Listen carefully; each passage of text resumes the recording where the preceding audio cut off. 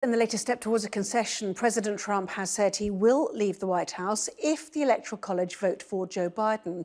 He was answering a question during his annual Thanksgiving call to the US military.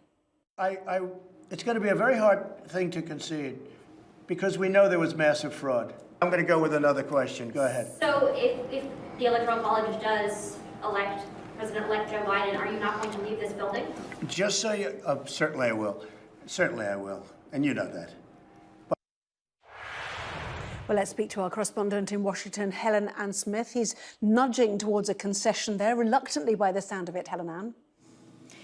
Yeah, it's just the latest in a series of hints that the president might be accepting the reality of the situation. As you say, nudging towards that concession, but with none of the typical hallmarks that we might expect of a concession. This event was just so symptomatic, if you like, of some of the contradictions we've heard from the president throughout this week.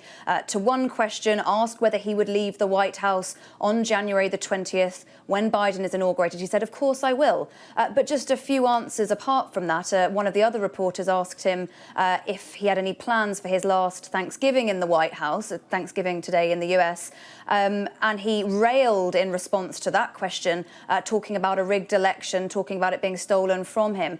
I think it is part of a developing picture that we're seeing from the president. I think from his actions and from his words, he does understand the reality of the situation. He knows he'll be leaving the White House. He's done things such as approve the beginning of the transition process here in Washington this week. He's done things like start to pardon some of his political allies, normally an act of an outgoing president. So I think he does accept the reality, but I don't think we will ever necessarily hear that formal concession from him, because this narrative that the election was somehow stolen from him, that there was fraud, that it was rigged, it's likely that he will continue to use this platform for whatever he does next, be that potentially a 2024 re-election bid or indeed something else. Many thousands of Americans still passionately support and believe him, and it's perhaps for them that he will continue to remain this narrative in public that there was fraud going on. But I think it's looking increasingly likely now that come January the 20th, he will leave the White House, albeit perhaps not quietly.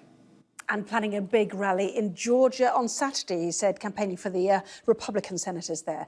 Helen Ann, thank you.